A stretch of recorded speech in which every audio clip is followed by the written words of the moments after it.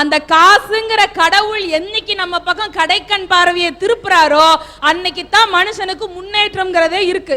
நம்ம நாட்டினுடைய தேச தந்தை காந்தியடிகள், அவருக்கு நன்றியை செலுத்தும் விதமா அவரை வேற எந்த ஒரு இதுலயாவது பயன்படுத்தினா நம்மளால காத்தோட பறக்க விட்டுருவான்ட்டான். அரசாங்கத்துல என்ன பண்ணாங்க, ரூபா நோட்ல போட்டு அடிச்சாங்க அவருடைய முகத்தை. சரிங்களா? அந்த காந்தி தாத்தா முகமும் அதுல எப்படி இருக்குன்றீங்க, 5 ரூபாய் நோட்ல லேசா சிரிச்சிருப்பாரு, 100 ரூபாய் நோட்ல சுமாரா சிரிச்சிருப்பாரு, 500 ரூபாய் நோட்ல பாத்தீங்கன்னா பக பகன்னு பொக்கவாய் தெரியற மாதிரி சிரிச்சிருப்பாரு.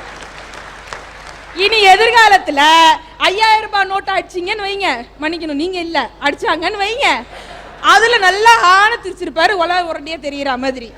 கருவறை முதல் கல்லறை வரை காசு இருந்தாதாங்க இன்னைக்கு மனுஷனோட வாழ்க்கையை நிர்ணயிக்க முடியும். இடையில கழிவறைக்கு போகணும்னா கூட இன்னைக்கு துட்டு இருந்தா தான் மனுஷன் நிம்மதியா அதுவும் முடிச்சுட்டு வர முடியுது. அது மாதிரி அரசாங்கம் என்னமோ இலவசமா அரசு மருத்துவமனைன்னு அழைச்சு இலவசமா பிரசவம் பார்த்தாரு கூட, அந்த அரசு மருத்துவமனையில கூட நாம பெத்த பிள்ளைங்களை நம்ம கண்ணுல காட்டணும்னா குறைஞ்சது 300 ரூபாய் 500 ரூபாய் கொடுத்தா தான் அங்க வேலையே நடக்குது.